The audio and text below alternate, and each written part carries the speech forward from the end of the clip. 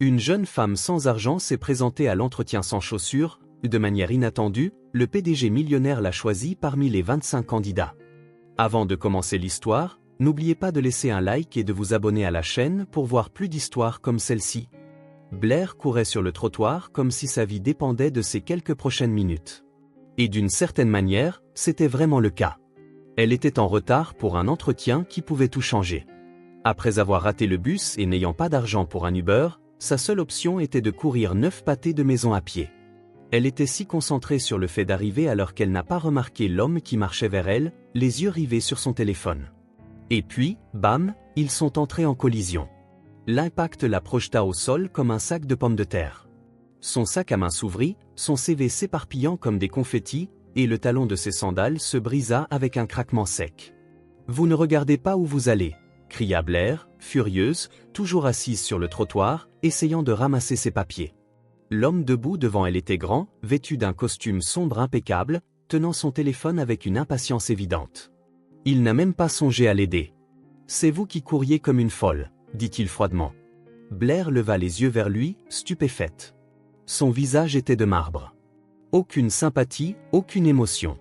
Le riche typique dans un costume chic. Reprenant difficilement son souffle, elle se releva, tenant sa chaussure cassée. « Vous avez cassé mon talon » dit-elle, au bord des larmes. « Super. Et maintenant ? Comment suis-je censé me présenter comme ça à l'entretien ? C'était ma chance. Ouh, sale snob arrogant. » Il haussa un sourcil, complètement imperturbable. « Si vous êtes vraiment doué, un talon cassé ne vous arrêtera pas. » Les yeux de Blair s'écarquillèrent. « Wow, inspirant. Avez-vous déjà pensé à vendre des citations de motivation à bas prix sur des tasses ?» Il esquissa un demi-sourire, ou peut-être juste un tic facial, et lui tourna le dos. « Bonne chance dans votre vie » marmonna-t-il, disparaissant sur le trottoir tel le héros d'un film muet. Blair souffla, regardant la chaussure tordue dans sa main. Elle prit une profonde inspiration, releva le menton et prit une décision. « Tant pis. J'y vais pieds nus. » Elle retira son autre sandale, les prit toutes les deux dans ses mains et continua de courir. Quelques minutes plus tard, elle entra dans le hall impressionnant de ZK, respirant bruyamment, pieds nus, ses chaussures à la main et sa dignité ne tenant plus qu'à un fil. La réceptionniste, impeccable dans un blazer qui coûtait probablement 3 fois le loyer de Blair, la dévisagea comme si elle venait de voir un ovni. « Entretien pour le poste d'assistante de direction », dit Blair, essayant de paraître sûre d'elle, même si elle était clairement pieds nus avec sa frange collée à son front. « Non ?» demanda la femme, ne cachant pas le doute dans sa voix. « Blair Evans. » La réceptionniste tapa quelque chose sur sa tablette et désigna un couloir. Blair se dirigea vers la salle d'attente. Quand elle ouvrit la porte, son cœur se serra. 25 candidates, toutes parfaites, talons hauts de marque, coiffure impeccable, maquillage intact. On aurait dit qu'elle sortait d'une publicité pour un parfum français. Blair, en revanche, avait l'air de venir de survivre à un marathon à travers la ville. Elle s'assit discrètement sur une chaise vide, essayant de cacher ses chaussures derrière son sac. Certaines femmes la regardèrent avec curiosité. D'autres gloussèrent doucement. L'une d'elles prit même une photo en faisant semblant de consulter son téléphone. « Elle est sérieusement pieds nus » chuchota une femme blonde à proximité. Blair fit semblant de ne pas entendre. Elle fit de son mieux, croisa les jambes, releva le menton et essaya de respirer. « Tu es là. C'est ce qui compte. Ce que tu dis compte. » Puis elle entendit des bruits de pas, confiants, réguliers, autoritaires. Elle leva les yeux et il était là, l'homme. Le même costume sombre, les cheveux parfaitement coiffés, le genre d'expression qui dit qu'il dirige le monde et n'a aucune patience pour les gens. Les yeux de Blair s'écarquillèrent. Son cœur faillit sortir de sa poitrine, sans réfléchir, elle lâcha « Oh non, pas encore vous, monsieur costume chic arrogant ». Quelques femmes étouffèrent un rire. D'autres parurent choquées. Le couloir se transforma en un champ de mines de regard. L'homme, monsieur costume chic arrogant, s'arrêta, tourna la tête vers elle et la fixa. Pas de sourire, pas de surprise, juste un regard. Puis il continua de marcher. Blair avait envie d'exploser ou de creuser un tunnel et de disparaître. Tout sauf affronter ce qui venait de se passer. Quelques minutes plus tard, la réceptionniste revint. « Blair Evans ?» Elle déglutit, se leva avec autant de dignité qu'elle le put et traversa le couloir comme une guerrière après la bataille, pieds nus. Elle entra dans la salle d'entretien et se figea. Il était là, assis en bout de table. L'homme, le désastre ambulant, se révélait être le PDG de l'entreprise, Derek Crawford, et le poste était pour être son assistante personnelle. Il leva les yeux de ses papiers et croisa son regard. Blair esquissa un sourire nerveux et forcé et marmonna pour elle-même, « Eh bien, ça y est. Je vais me faire virer avant même d'avoir été embauché. » Blair fixa Derek pendant quelques secondes qui semblèrent une éternité. Le silence dans la salle de réunion était assourdissant. Elle déglutit, sentant le poids du moment. Son loyer avait 2 mois de retard. Les factures s'empilaient sur la table de la cuisine comme une tour penchée, prête à s'effondrer. Et son réfrigérateur avait plus d'espace vide qu'un musée d'art moderne. Elle avait besoin de ce travail. Désespérément. Derek feuilleta son CV avec la même expression que quelqu'un qui examinerait la déclaration d'impôt d'un inconnu. Blair Evans, murmura-t-il sans lever les yeux. 27 ans, diplômé en commerce de l'Université de l'État de Washington. Expérience dans? Il marqua une pause, un café, un magasin de vêtements et une animalerie. Blair se mordit la lèvre. Présenté comme ça, son CV ressemblait à une comédie d'erreurs. Oui, pas exactement le parcours le plus direct, admit-elle, essayant de rester légère. Derek leva enfin les yeux et la fixa directement. Pourquoi voulez-vous travailler ici? Blair prit une profonde inspiration. Elle était encore sous le choc de se retrouver face à l'homme qui avait cassé son talon. Mais quelque chose en elle lui dit, sois juste toi-même. Tu n'as rien à perdre. Honnêtement, commença-t-elle en s'agitant sur sa chaise, parce que je dois payer mes factures avant qu'on me coupe l'électricité et que je finisse par dîner à la bougie. Et aussi parce que je suis bonne dans ce que je fais, même si mon CV ressemble à un bingo de la vie. Derek haussa un sourcil. Un bingo de la vie? Oui, vous savez, comme ces jeux où l'on coche des numéros au hasard en espérant qu'ils forment une sorte de motif. Le café m'a appris à gérer les gens grincheux avant 9 h du matin. Au magasin de vêtements, j'ai appris la patience, surtout quand quelqu'un insiste pour essayer une taille S alors qu'il fait clairement duel. Et à l'animalerie, eh bien, j'ai découvert que j'avais un don pour calmer les créatures nerveuses. Derek pencha la tête, intéressé. Des créatures nerveuses? Blair sourit pour la première fois depuis son entrée dans la pièce. Des chiens anxieux, des chats stressés, des PDG qui cassent les talons des autres sur le trottoir. Pendant une fraction de seconde, Derek faillit sourire. Vous réalisez que ce poste exige de la discrétion, de l'organisation et du professionnalisme, n'est-ce pas? Oui, répondit Blair, sérieuse. Et je peux apporter tout ça avec un peu d'humanité en plus. Parce que, soyons honnêtes, tout le monde a besoin d'un peu de légèreté dans sa journée, surtout dans un environnement d'entreprise où les gens ont l'air d'avoir avalé un cintre. Derek se pencha en arrière sur sa chaise, ses doigts tapotant doucement la table. Parlez-moi de vos faiblesses. Blair laissa échapper un rire. Sérieusement? Regardez où nous en sommes. Je suis pieds nus. Je viens de traiter mon potentiel futur patron de coincé dans la salle d'attente. Et ma plus grande réussite professionnelle jusqu'à présent a été de convaincre un bulldog français de prendre un bain. Je pense que mes faiblesses sont assez évidentes. Et vos forces? Je n'abandonne pas facilement, dit-elle en le regardant droit dans les yeux. Je suis là, n'est-ce pas? J'aurais pu abandonner quand j'ai cassé mon talon. J'aurais pu partir en réalisant que vous étiez le PDG. Mais je suis toujours là parce que je crois que je mérite une chance et parce que, honnêtement, je suis vraiment doué pour transformer le chaos en ordre. C'est un talent naturel. Derek l'observa un long moment, comme s'il essayait de déchiffrer un code. Pourquoi devrais-je embaucher quelqu'un sans expérience en entreprise? Parce que l'expérience s'acquiert, mais pas l'attitude, et j'en ai à revendre, répondit Blair sans hésiter. De plus, je parie que toutes les autres candidates sont pareilles. Des diplômes coûteux, des CV parfaits, des réponses répétées. Je suis différente, et parfois, la différence est exactement ce dont on a besoin. Derek referma son CV et lui lança un regard si intense qu'elle s'agita sur sa chaise. Intéressant, murmura-t-il presque pour lui-même. Très intéressant. Il se leva, signifiant que l'entretien était terminé. Vous aurez de nos nouvelles d'ici demain. Blair se leva également, tenant ses chaussures cassées, et sortit. Le lendemain, Blair réchauffait son café pour la 3e fois lorsque son téléphone sonna. Blair Evans, dit une femme à la voix professionnelle. Ici Sarah de ZDK Corporation. Nous avons une offre pour vous. Le cœur de Blair manqua un battement. Une offre? Vous avez été sélectionné pour le poste. Pouvez-vous commencer lundi à 8 heures? Blair faillit laisser tomber sa tasse. Vraiment? J'ai le poste? Oui. Félicitations et bienvenue dans l'équipe. Blair raccrocha et poussa un cri qui fit frapper son voisin contre le mur. Le lundi arriva comme un ouragan de nervosité. Blair enfila son plus beau blazer, qui avait toujours l'air de provenir d'un rayon de solde, et une nouvelle paire de chaussures achetées avec ses derniers $20. Elle se présenta à ZDK avec 15 minutes d'avance, déterminée à faire une première impression différente de celle de l'entretien. Quelle blague!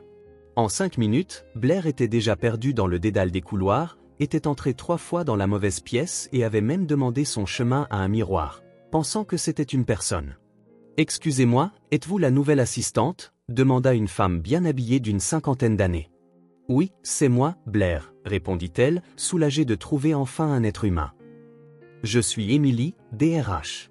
Laissez-moi vous montrer votre bureau. » Emily la guida à travers d'autres couloirs jusqu'à un poste de travail soigné juste devant une grande porte avec une plaque dorée, « Derek Crawford, PDG. » « Voici votre espace de travail », expliqua Emily. Monsieur Crawford apprécie la ponctualité et l'efficacité. Blair s'assit sur la chaise pivotante, qui grinça en signe de protestation. Très bien. Et que dois-je faire exactement pour l'instant? Juste organiser ses documents et répondre au téléphone. Emily s'éloigna, laissant Blair seule avec une pile de papier qui semblait avoir sa propre vie.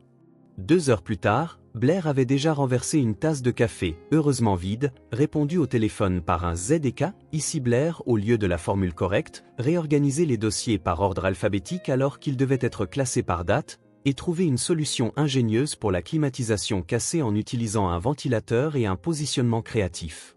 Ses collègues avaient commencé à la remarquer. Certains gloussaient discrètement de ses mésaventures. D'autres étaient impressionnés par sa capacité à résoudre les problèmes de manière créative. Qui est la nouvelle? Chuchota quelqu'un. Celle qui s'est présentée pieds nus à son entretien, répondit un autre. Le surnom lui colla à la peau comme du chewing-gum à une chaussure. Au déjeuner, Blair découvrit qu'être la fille aux pieds nus de l'entretien était en fait plus un avantage qu'elle ne l'aurait cru. Les gens venaient la voir, curieux de rencontrer la fille qui était arrivée pieds nus à un entretien d'embauche et avait quand même été engagée. « C'est vrai que vous avez traité M. Crawford d'arrogant ?» demanda Jake du marketing. « Techniquement, j'ai dit Monsieur Costume Chic arrogant », corrigea Blair, déclenchant une vague de rire. Derek observait tout depuis la fenêtre de son bureau. Il ne disait rien, mais ses yeux suivaient Blair alors qu'elle se déplaçait dans les couloirs. Il y avait quelque chose en elle qui l'intriguait, une sorte d'authenticité qu'il n'avait pas vue depuis des années dans le monde de l'entreprise. À la fin de la journée, Blair rangeait son bureau quand elle remarqua un morceau de papier plié qui n'était pas là auparavant. Curieuse, elle l'ouvrit. « Tu n'as pas ta place ici. » Un frisson la parcourut. Elle regarda autour d'elle, mais le bureau était presque vide. Qui avait écrit ça et pourquoi? Blair plia le mot et le glissa dans son sac, un sentiment de malaise s'installant dans son estomac. Peut-être que quelqu'un avait raison. Peut-être qu'elle n'avait vraiment pas sa place ici. Mais une chose était sûre, elle n'allait pas partir sans se battre. Une semaine s'était écoulée depuis que Blair était officiellement devenue la fille aux pieds nus de l'entretien. Le surnom était resté comme un tatouage, et elle s'habituait aux regards curieux et aux chuchotements dans les couloirs de ZDK Corporation. Elle travaillait sur l'emploi du temps de Derek quand une voix stridente déchira l'air, comme des ongles sur un tableau noir. « Alors, c'est vous la fameuse nouvelle qui fait tant de bruit ?» Blair leva les yeux et vit une femme élégante avec des cheveux blonds parfaitement coiffés et un sourire qui n'atteignait pas ses yeux. Son blazer coûtait probablement plus que le salaire mensuel de Blair. « Je suis Rebecca Hartwell, directrice principale du département des finances », dit la femme, examinant Blair comme si elle inspectait un produit défectueux. « Je travaille ici depuis 8 ans. Ravi de vous rencontrer, Rebecca. »« Je suis Blair », répondit-elle, essayant de garder un ton poli. Rebecca laissa échapper un petit rire qui sonnait comme du verre brisé. « Oh, je sais très bien qui vous êtes. La fille qui s'est présentée pieds nus à son entretien. Quelle audace !» Son ton était aussi doux que du sucre empoisonné. Blair sourit. « Merci. J'aime à penser que c'était innovant, vous savez, briser les paradigmes de l'entreprise. »« Les paradigmes », répéta Rebecca, goûtant le mot comme s'il était acide. « Intéressant. Et dites-moi, Comment quelqu'un avec votre parcours se retrouve-t-il à un poste si proche du PDG? La question était chargée de sous-entendus. Blair pencha la tête, jouant l'innocente. Peut-être parce qu'il a besoin de quelqu'un qui connaît la différence entre la compétence et l'arrogance déguisée en professionnalisme. Le sourire de Rebecca vacilla une seconde. Pardon? Oh, rien, dit Blair en se retournant vers ses papiers, je remarquais juste comment l'expérience peut parfois rendre les gens, eh bien, coincés dans leur propre certitude. Rebecca croisa les bras. Vous êtes audacieuse, je vous l'accorde. Mais l'audace sans substance n'est que de l'obstination. Ce n'est pas un endroit pour quelqu'un qui ne connaît pas les règles du jeu. Blair arrêta de taper et la regarda droit dans les yeux. Et quelles sont ces règles, exactement? Être fausse, sourire en poignardant les gens dans le dos, ou s'agit-il simplement de porter des chaussures chères pour pouvoir marcher sur les autres? Faites attention à ce que vous dites, ma chère, rétorqua Rebecca, le venin maintenant clair dans sa voix. Certaines personnes ici ont assez d'influence pour rendre votre séjour très inconfortable. Blair se leva de sa chaise, souriant doucement. Bon à savoir. Comme ça, je serai mieux préparé à gérer les personnes peu sûres d'elles qui se sentent menacées par une nouvelle arrivée pieds nus. À ce moment, Derek sortit de son bureau. Il s'arrêta en voyant les deux femmes se dévisager comme des gladiatrices avant un combat. « Tout va bien ?» demanda-t-il, regardant de l'une à l'autre. « Rien de grave, Derek, » dit Rebecca, changeant rapidement de posture pour adopter un air professionnel. « Je faisais juste connaissance avec notre nouvelle collègue. » Rebecca m'expliquait les règles non écrites de l'entreprise, ajouta Blair innocemment. Très instructif. Derek les regarda un instant, mais ne dit rien. Il posa simplement quelques documents sur le bureau de Blair. J'ai besoin que ces rapports soient examinés d'ici la fin de la journée, dit-il avant de retourner dans son bureau. Rebecca attendit que la porte se ferme, puis se tourna vers Blair. Cette conversation n'est pas terminée, marmonna-t-elle avant de s'éloigner d'un pas décidé. Blair soupira et se rassit. Super. On dirait que je me suis fait une nouvelle amie. Plus tard, Blair se dirigeait vers la sortie pour déjeuner quand elle trouva Derek qui attendait l'ascenseur. Il portait une cravate bleu marine qui faisait ressortir ses yeux, et Blair remarqua qu'elle y prêtait plus d'attention qu'elle n'aurait probablement dû. Des problèmes avec Rebecca? Demanda Derek une fois qu'ils furent dans l'ascenseur. Blair appuya sur le bouton du rez-de-chaussée. Rien qu'un cours de base en relations humaines ne pourrait régler pour elle, je veux dire. Derek faillit sourire. Elle peut être intense. C'est une façon polie de dire qu'elle a le charme d'un cactus en colère. Cette fois, Derek sourit vraiment juste avant qu'un bruit étrange ne les interrompe. L'ascenseur sursauta et s'arrêta entre le 10e et le 9e étage. Blair regarda le panneau. C'est normal? Derek appuya sur le bouton d'urgence, mais rien ne se passa. Apparemment pas. Blair évalua la situation et laissa échapper un rire nerveux. Parfait. Absolument parfait. Juste ce dont ma semaine avait besoin. Derek sortit son téléphone, mais il n'y avait pas de réseau. Nous allons devoir attendre que quelqu'un se rende compte que nous sommes coincés. Blair s'adossa contre le mur, essayant de ne pas penser à l'espace confiné. Eh bien, au moins maintenant j'ai une bonne excuse pour être en retard au déjeuner, dit-elle, essayant de garder un ton léger. Quoique, à bien y penser, si on meurt ici, au moins je n'aurai pas à payer mes factures ce mois-ci. Derek la regarda, surpris. Vous faites des blagues sur le fait de mourir dans un ascenseur? C'est mon mécanisme de défense, expliqua Blair avec un haussement d'épaule. Quand la vie se transforme en comédie d'erreur, la seule issue est de rire. Sinon, on devient fou. Et ça marche? Je suis toujours saine d'esprit, donc je suppose que oui. Derek s'adossa au mur opposé, étudiant son visage. Vous n'êtes comme personne avec qui j'ai déjà travaillé. C'est un compliment ou une plainte déguisée? Je suis encore en train de décider, admit-il. Blair rit. Honnête. J'aime ça. La plupart des gens passeraient 5 minutes à me dire à quel point je suis génial avant d'en venir au fait. Et quel est votre fait? Que je n'ai pas beaucoup de filtre social. J'ai tendance à trop parler quand je suis nerveuse et j'ai une fâcheuse habitude de transformer les situations sérieuses en sketch comique. Derek pencha la tête. Et ça vous dérange? Avant, oui. Jusqu'à ce que je réalise que la vie est trop courte pour prétendre être quelqu'un d'autre. En plus, être authentique a cette drôle de façon de révéler qui est sincère et qui est faux. Comme Rebecca, Blair fit une grimace.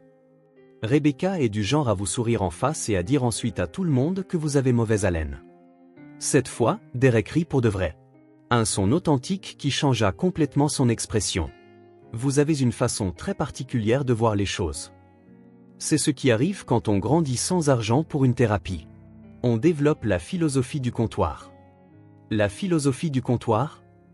La sagesse glanée en parlant à des inconnus dans des endroits bon marché. Parfois étonnamment profonde. L'ascenseur sursauta de nouveau et se mit à bouger. Les portes s'ouvrirent au rez-de-chaussée, mais aucun d'eux ne bougea tout de suite. Eh bien, dit Blair, rompant le moment, c'était instructif.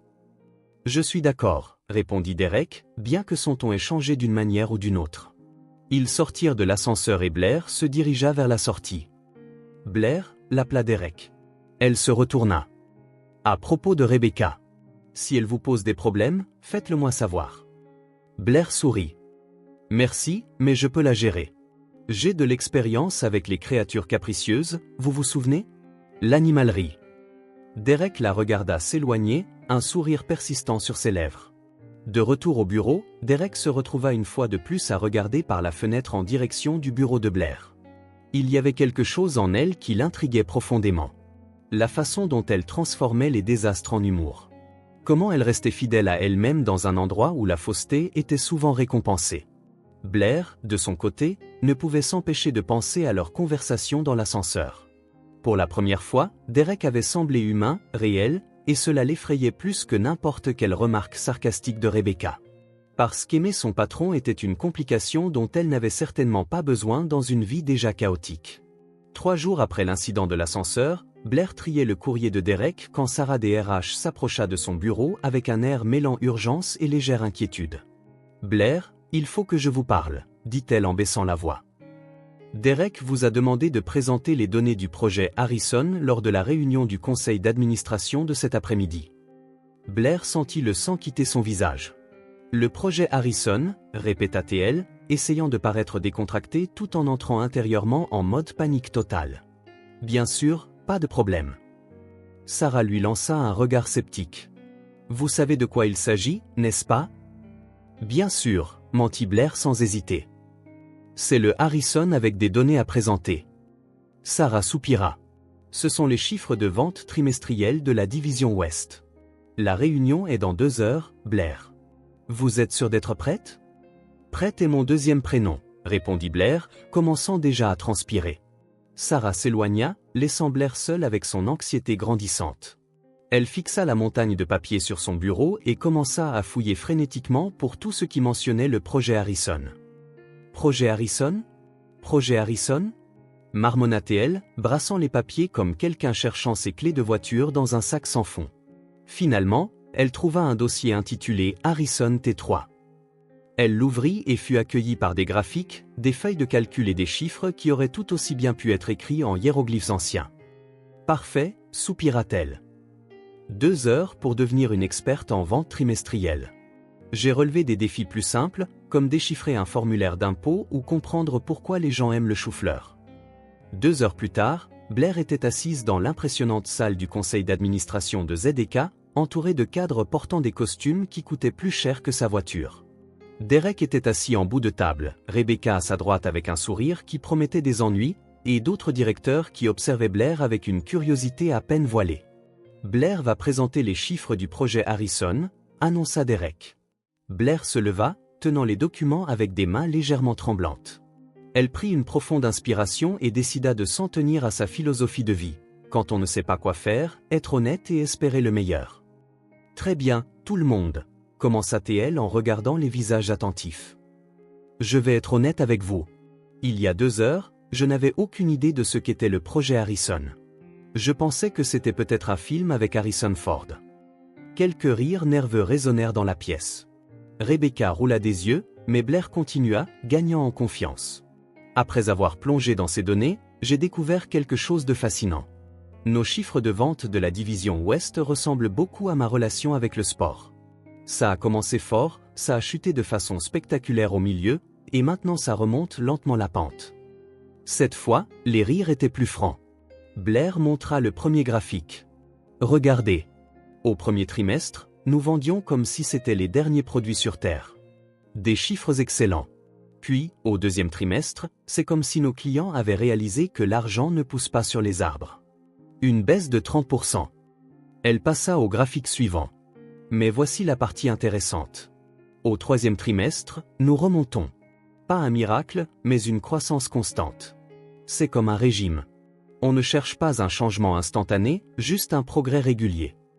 Robert, le directeur des ventes, un homme d'une cinquantaine d'années, se pencha en avant. Et quelle est votre analyse sur ce qui a causé cette reprise? Blair jeta un œil aux données et improvisa en se basant sur le peu qu'elle comprenait. Eh bien, Robert, il semble que notre marketing régional ait enfin trouvé le bon public. C'est comme raconter une blague, le timing est essentiel. Nos produits ont atteint le marché de l'Ouest au bon moment, avec les bonnes personnes et au bon prix.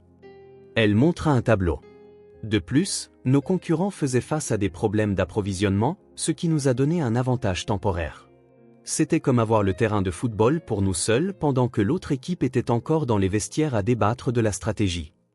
Derek l'observait avec une expression indéchiffrable, mais il y avait quelque chose dans ses yeux, quelque chose qui semblait impressionner. Blair continua, maintenant totalement dans son rythme. Pour le prochain trimestre, je suggère de maintenir la stratégie actuelle, mais avec quelques ajustements. C'est comme la cuisine. Quand une recette fonctionne, on ne la change pas. On ajoute juste un peu plus d'assaisonnement. Quand elle eut terminé, la pièce resta silencieuse un instant. Puis Robert se mit à applaudir, suivi par les autres membres du conseil. « Excellente analyse, » dit Robert. « Créative et directe. »« Je suis d'accord, » ajouta un autre directeur. « J'aime l'approche non conventionnelle. » Blair sourit, ressentant un mélange de soulagement et de fierté. Elle avait réussi à transformer son manque d'expérience en une présentation qui, apparemment, avait impressionné tout le monde. Tout le monde, sauf Rebecca. Après la réunion, Blair retourna à son bureau, encore en train de digérer ce qui venait de se passer. Elle n'arrivait pas à croire qu'elle avait non seulement survécu, mais qu'elle avait réellement impressionné le conseil. Elle organisait des papiers quand elle entendit des voix basses venant de la salle de pause. Évidemment, elle n'a réussi que parce que Derek a un intérêt particulier pour elle, vint la voix inimitable de Rebecca. « Tu crois vraiment ?» demanda une autre voix féminine. « Oh, s'il te plaît, Jennifer. » Une secrétaire sans expérience qui fait une présentation au conseil d'administration. Ce n'est pas le protocole normal. C'est du favoritisme pur et simple. Blair sentit son estomac se nouer. « Mais elle s'en est bien sortie, » répondit Jennifer, un peu hésitante. « N'importe qui s'en sortirait bien avec la protection du PDG, » rétorqua Rebecca. « Crois-moi, elle ne restera pas longtemps ici. Ce n'est qu'une question de temps avant que sa petite comédie ne soit démasquée. » Blair s'éloigna de la salle de pause, se sentant comme si elle venait de recevoir un coup de poing dans le ventre. En quelques heures, son succès s'était transformé en carburant pour les commérages de bureau. Le reste de l'après-midi, elle remarqua les regards et les chuchotements dans les couloirs. La rumeur s'était répandue comme une traînée de poudre. À 17h30, alors que la plupart des employés étaient déjà partis, Derek apparut à son bureau. « Blair, je dois vous parler, » dit-il, la voix sérieuse. « Dans mon bureau, juste nous deux. » Le cœur de Blair se serra. Ça y est. Les rumeurs avaient atteint Derek, et maintenant elle allait se faire virer. Elle le suivit dans son bureau, se sentant comme si elle marchait vers sa propre condamnation. Derek ferma la porte et lui fit signe de s'asseoir. Il prit place derrière son bureau, les doigts croisés, l'expression solennelle. « J'ai entendu des commentaires sur votre présentation aujourd'hui. » commença-t-il. Blair déglutit. « Monsieur Crawford, je peux expliquer ?» « Inutile, » l'interrompit Derek. « Votre présentation était excellente. Créative, engageante et efficace. » Blair cligna des yeux, confuse. « Donc, je ne suis pas viré ?» Derek pencha légèrement la tête. « Pourquoi penseriez-vous cela ?»« Eh bien, les rumeurs. Les gens disent que je n'ai réussi que grâce au favoritisme. » Derek se pencha en arrière, étudiant son visage. « Et qu'en pensez-vous » ? « Je pense que c'est injuste, » répondit Blair, retrouvant son courage. Ce n'était peut-être pas la présentation la plus technique du monde, mais elle était honnête et elle a fonctionné. Derek resta silencieux un moment, puis se pencha en avant. « Blair, puis-je vous poser une question personnelle ?» Elle hocha la tête. « Qui êtes-vous vraiment ?» La question la prit au dépourvu. « Que voulez-vous dire ?» Vous êtes arrivé ici pieds nus, avez transformé votre manque d'expérience en charme, avez conquis une salle pleine de cadres sceptiques, et maintenant vous gérez les commérages de bureau avec la même grâce. Qui êtes-vous vraiment? Blair prit une profonde inspiration. Je suis quelqu'un qui a grandi en apprenant que la vie ne vient pas avec un manuel d'instruction, dit-elle, sa voix gagnant en force. Ma mère avait 2 emplois pour nous faire vivre, et j'ai appris très tôt qu'on peut soit se plaindre des cartes qu'on a reçues, soit les jouer du mieux qu'on peut. Derek écoutait en silence. Je n'ai pas le parcours le plus impressionnant ni l'expérience la plus pertinente, continua-t-elle. Mais j'ai quelque chose qui est peut-être plus rare. L'authenticité. Je ne prétends pas être quelqu'un que je ne suis pas. Je ne suis pas doué pour les jeux de pouvoir ou les faux sourires. Je travaille juste dur et j'espère que c'est suffisant. Derek l'observa un long moment. Et quand les gens remettent en question vos capacités? Je leur prouve qu'ils ont tort, dit Blair sans hésiter. Comme je l'ai fait aujourd'hui. Derek sourit pour la première fois depuis le début de la conversation.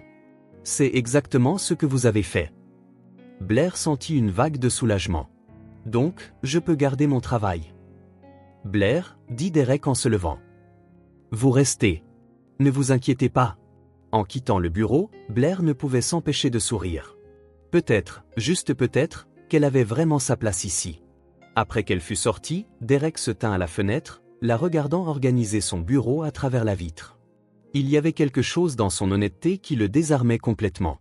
Cela faisait des années que personne ne lui avait parlé aussi directement, sans aucune arrière-pensée. Blair frappa à la porte et entra avec quelques documents. Les contrats de Thomson Industries, pour votre examen, dit-elle en posant le dossier sur son bureau. Derek se détourna de la fenêtre. Blair, puis-je vous demander autre chose? Elle le regarda avec curiosité. Bien sûr, tant que ce n'est pas sur les mathématiques avancées. Mon cerveau se remet encore de la présentation d'aujourd'hui. Derek faillit sourire. Comment parvenez-vous à garder votre sens de l'humour dans toutes les situations? Blair s'assit sur la chaise en face de son bureau. Vous voulez la réponse honnête ou la version pour carte de vœux? L'honnête. Parce que l'autre option, c'est de pleurer, et pleurer abîme le mascara, et le bon mascara coûte cher.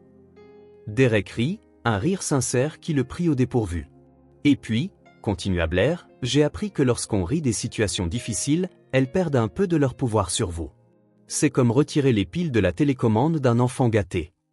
Derek se pencha en avant, posant ses coudes sur le bureau. Vous avez une façon très singulière de voir la vie. C'est ce qui arrive quand on apprend très tôt que la vie ne suit pas de scénario. Ma mère disait toujours qu'on peut soit être victime de nos circonstances, soit les metteurs en scène de notre propre chaos. Elle a l'air d'être une femme sage. Elle l'était, dit doucement Blair. Elle est décédée il y a 3 ans. D'un cancer. Derek sentit une douleur familière dans sa poitrine. Je suis désolé. Merci. Et vous? Une grande famille? J'imagine qu'un PDG à succès doit venir d'une dynastie d'hommes d'affaires. Derek hésita. Il parlait rarement de sa vie personnelle, mais il y avait quelque chose chez Blair qui lui donnait envie de se confier. Pas vraiment. Ma mère est morte quand j'avais 15 ans. D'un cancer, aussi. Blair le regarda avec une compassion sincère. Waouh!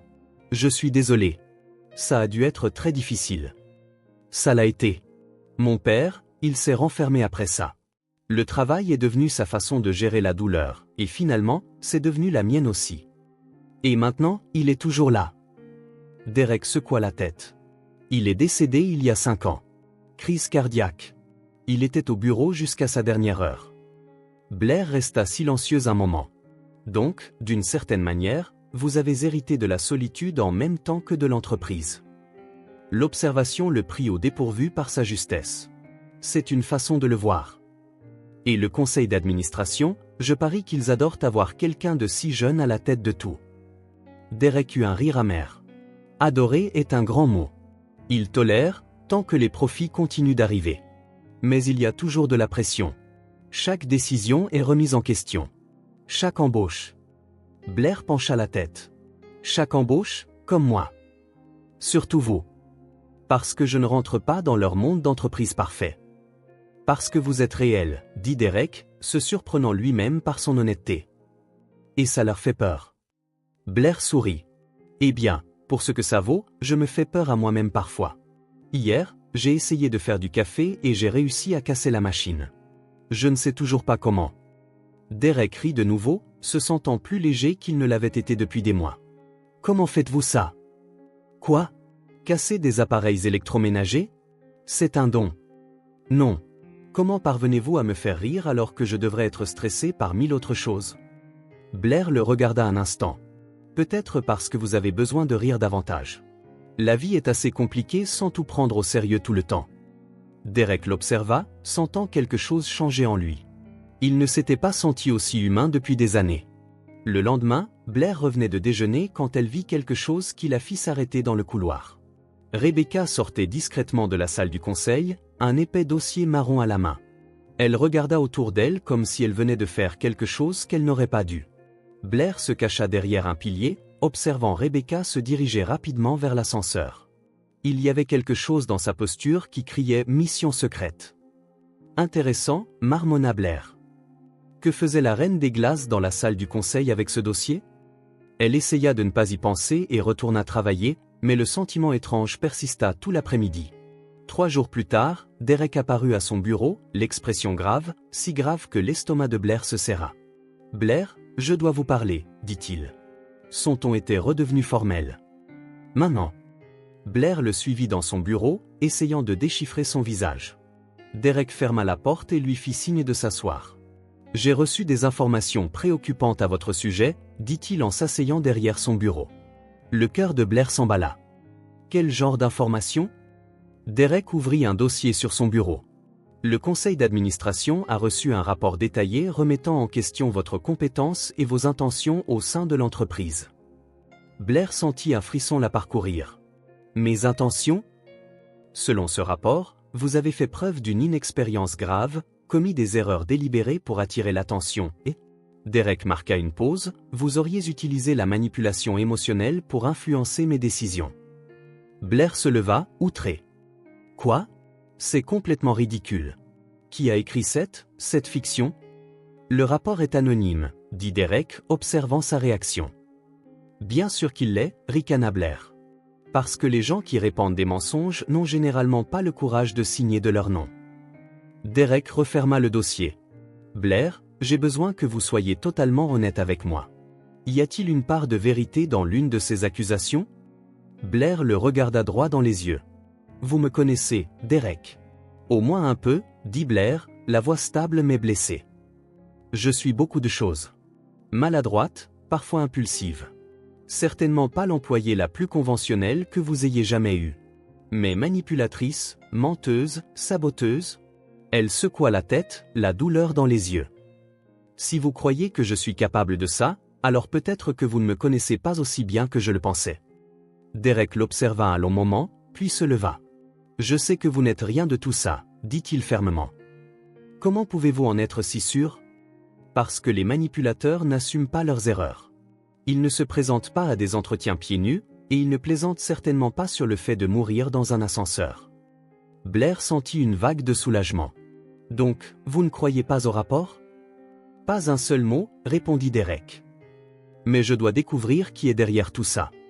J'ai une petite idée, dit Blair, se rappelant la scène dont elle avait été témoin. Rebecca. Je l'ai vue sortir de la salle du conseil il y a quelques jours avec un dossier très suspect. Elle avait l'air d'avoir été prise en flagrant délit. Derek hocha la tête. Je vais lui parler. 1 heure plus tard, Derek convoqua Rebecca dans son bureau. Elle entra avec son sourire professionnel habituel, mais Derek remarqua la tension dans ses épaules. « Asseyez-vous, Rebecca, dit-il en désignant la chaise. « Bien sûr, Derek. En quoi puis-je vous aider ?» Derek posa le dossier sur le bureau entre eux. « Vous reconnaissez ça ?» Le visage de Rebecca blêmit légèrement, mais elle garda son sang-froid. « On dirait un rapport du conseil, dit-elle avec une indifférence feinte. C'est un rapport anonyme rempli d'accusations graves contre Blair. Fait intéressant, le langage utilisé reflète des choses que je vous ai entendu dire plus d'une fois. » Rebecca releva le menton. « Si mes observations professionnelles coïncident avec les préoccupations du conseil, peut-être devriez-vous considérer qu'elles sont valides. » Derek se pencha en arrière sur sa chaise. « Rebecca, vous travaillez ici depuis 8 ans. Vous avez toujours été compétente. Mais ça, Il tapota le dossier, c'est mesquin et sans fondement. Je ne fais que protéger les intérêts de l'entreprise, répondit Rebecca, mais sa voix perdait de sa force. Non, vous sabotez une collègue par jalousie personnelle, dit Derek, la voix ferme. Et ça s'arrête maintenant. Rebecca se leva brusquement. Vous regretterez de la protéger, Derek. Elle n'est pas celle que vous croyez. Et vous n'êtes pas celle que je croyais, rétorqua Derek. Maintenant, je vous suggère de recentrer votre énergie sur vos propres responsabilités. Rebecca sortit du bureau en trombe, ses pas raides de frustration. Derek savait que sa fierté ne la laisserait pas en rester là. Ce n'était pas fini, mais c'était un début. Le lundi suivant, Derek s'approcha du bureau de Blair avec un air déterminé. « J'ai besoin que vous m'accompagniez en voyage d'affaires », dit-il sans préambule. Blair leva les yeux des documents qu'elle organisait. « Un voyage ? Où ça ? À New York. Nous avons une réunion cruciale avec Hamilton et associés jeudi. Le contrat est pratiquement perdu, et j'ai besoin de toute l'aide possible pour le sauver. » Blair cligna des yeux plusieurs fois, essayant de comprendre. « Vous voulez de moi ? Moi, qui ai un jour cassé une machine à café, pour aider à sauver un contrat majeur ? » Exactement, dit Derek. Votre présentation de la semaine dernière a prouvé que vous aviez une perspective unique. Parfois, c'est ce qui fait la différence. Blair ressentit un mélange de fierté et de pure terreur. D'accord, quand partons-nous ? Mercredi matin. Vol à 8 heures. Blair le regarda comme s'il venait de suggérer de s'envoler pour Mars. Du matin ? Du matin, confirma Derek, essayant de ne pas sourire. Le mercredi, Blair arriva à l'aéroport de Seattle avec 2 heures d'avance, déterminée à ne rien gâcher. Elle avait tout vérifié 3 fois, billets, documents, bagages. Ce à quoi elle ne s'attendait pas, c'est à quel point son anxiété la transformerait en une version encore plus exagérée d'elle-même. D'abord, elle confondit le comptoir d'enregistrement de Delta avec celui de United et insista pendant 5 bonnes minutes que son vol était dans leur système, jusqu'à ce que l'agent lui fasse patiemment remarquer qu'elle était à la mauvaise compagnie aérienne. Désolé, marmonna-t-elle à Derek, qui avait assisté à toute la scène. Apparemment, quand je suis nerveuse, je développe une dyslexie très sélective. Ensuite, dans la file de sécurité, elle déclencha le détecteur de métaux 3 fois de suite. « Madame, je dois vous demander d'enlever vos chaussures », dit l'agent de la TSA. « Je l'ai déjà fait », répondit Blair, confuse. « Et votre ceinture ? Enlevez aussi. Et votre veste ? » Blair baissa les yeux et réalisa qu'elle portait toujours son blazer avec des boutons en métal. « Oh, d'accord. Ça doit être ça », marmonna-t-elle en l'enlevant. Pendant ce temps, Derek se tenait de l'autre côté, secouant la tête avec un air amusé. Le comble des mésaventures de Blair arriva à la porte d'embarquement. Elle attrapa une valise noire identique à la sienne, pour découvrir, une fois dans l'avion, qu'elle appartenait à un homme d'affaires qui avait maintenant sa collection de chaussures inconfortables, et elle avait ses costumes taille 42. « Eh bien, au moins maintenant j'ai les bons vêtements pour la réunion », chuchota Blair à Derek pendant que l'hôtesse de l'air tentait de régler le problème. « En supposant que ça ne vous dérange pas que j'ai l'air d'une enfant qui joue à se déguiser dans les vêtements de son père. » Derek gloussa doucement. « Comment parvenez-vous à transformer chaque situation simple en une comédie d'erreur ? » C'est un don, dit Blair avec un haussement d'épaule. Ma mère disait que si le chaos était un talent, je serais une virtuose. À New York, après avoir enfin résolu l'affaire des valises, ce qui impliqua un sprint rapide au centre commercial le plus proche pour que Blair achète quelque chose de professionnel, ils se dirigèrent vers les bureaux de Hamilton et Associés. Blair était visiblement nerveuse dans l'ascenseur. « Et si je gâche tout ?» demanda-t-elle, ajustant son nouveau costume pour la 5e fois. « Vous n'allez rien gâcher », dit Derek avec assurance. « Vous ne prétendez pas être quelqu'un que vous n'êtes pas. Et c'est exactement ce dont nous avons besoin pour reconquérir ses clients. » La salle du conseil de Hamilton et Associés était intimidante. Des vitres du sol au plafond, une vue panoramique sur Manhattan, et 3 cadres sévères qui semblaient avoir répété leurs expressions méfiantes devant un miroir. Monsieur Crawford salua James Hamilton, l'associé principal. « Nous espérons que vous avez une proposition très convaincante. Franchement, après les problèmes du dernier trimestre, nous envisageons d'autres options. » Derek fit sa présentation, technique et bien structurée, mais Blair sentait que ça ne passait pas. Les expressions restaient figées, et elle remarqua que Derek devenait plus tendu à chaque diapositive. Puis James se tourna vers elle. « Et vous êtes ? Blair Evans, l'assistante de M. Crawford, répondit-elle en se levant. Avez-vous quelque chose à ajouter ? Blair jeta un regard à Derek, qui lui fit un signe d'encouragement. Elle prit une profonde inspiration et décida d'être elle-même. En fait, oui, dit-elle en s'avançant. Puis-je vous poser une question ? Pourquoi voulez-vous vraiment annuler le contrat avec nous ?